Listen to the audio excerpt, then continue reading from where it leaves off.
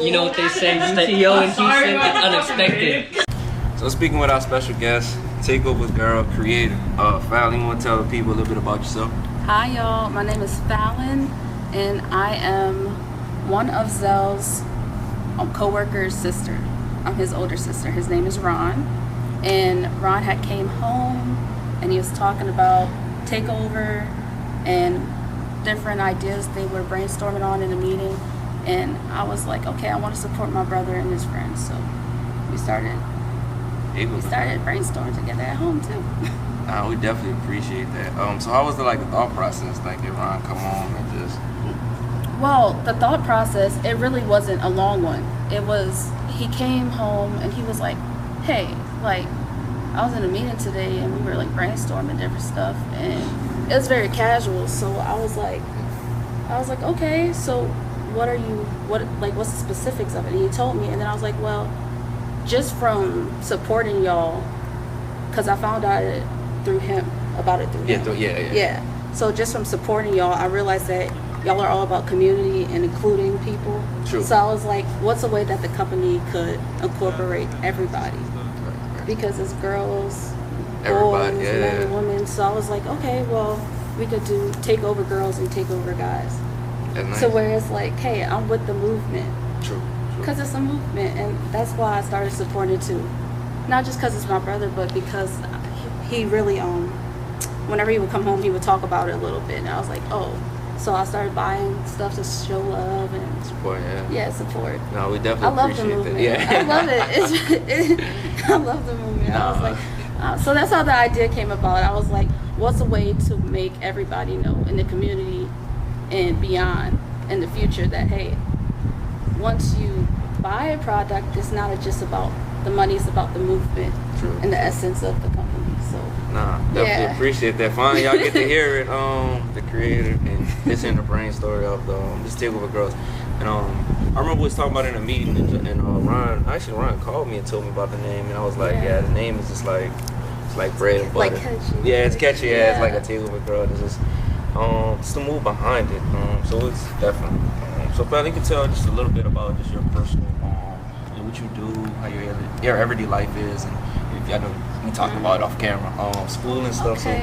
So we'd love for you to just. I don't want to bore y'all, but right now I'm a psychology student at GCU, Grand Canyon State, and it's in Arizona, Phoenix, and I'm just trying to get more into my master's after this. Once I earn my bachelor's and eventually my doctorates, because I want to be an advocate for young women's health, mental health, and that's my goal. Yeah. So what year you graduated from? Well, it was 2022. I graduated with my associates from Delgado. Yeah. So. That's nice. Thank you. Yeah, I'm about to say congratulations. Since we talking about that, did COVID impact or affect anything with just your graduation process or just your mental health process? I guess this is segment we're gonna talk about, just in general, just like mental health. Did it impact you in any kind of way? Or? To be honest, for me, it impacted me in a more positive way than many. And I'll get into it because once COVID struck, it's like I was able to have more personal time, and I was able to be in nature more. I was exercising more.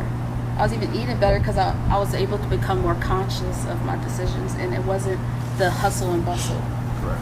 But mental health wise too, it helped me improve my mental health because I started to pick up new habits, because that's when you're alone. It was like when we were isolated.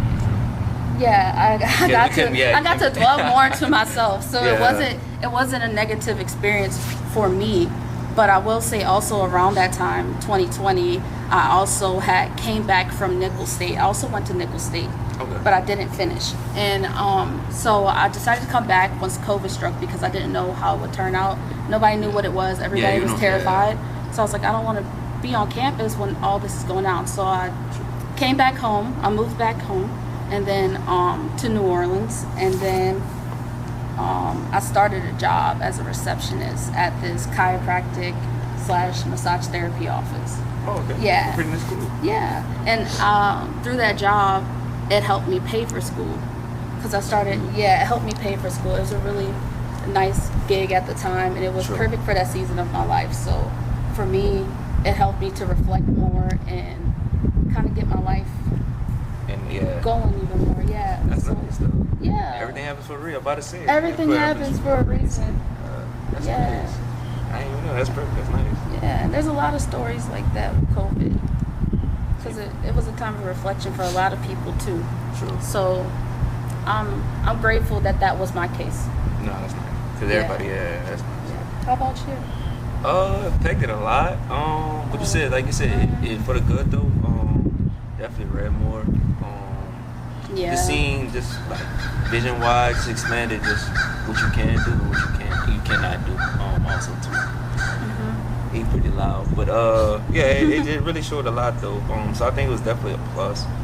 It just I just wish it didn't take 2 years out of our life, but it's kind of like I feel like I'm the same age I was during COVID.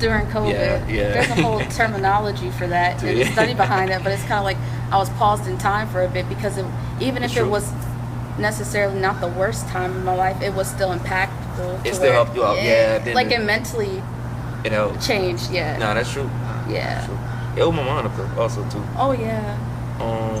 So the next question I did want to ask you, I know you talked about earlier, Fallon, just about women leadership and just pushing.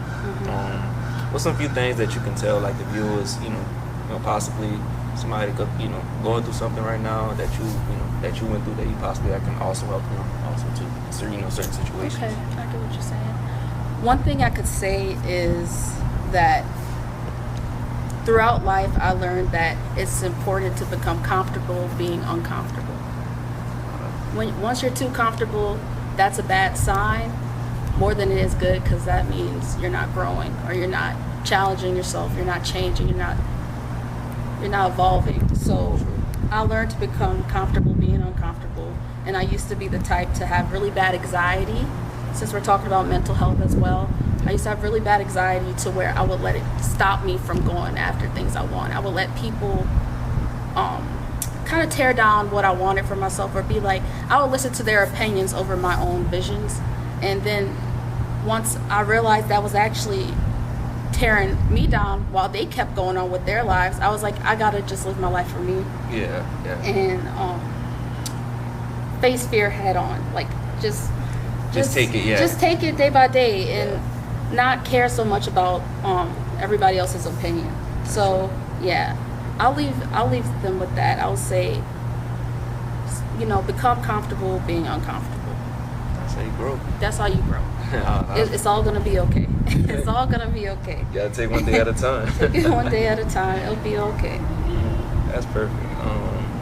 Guess we'll move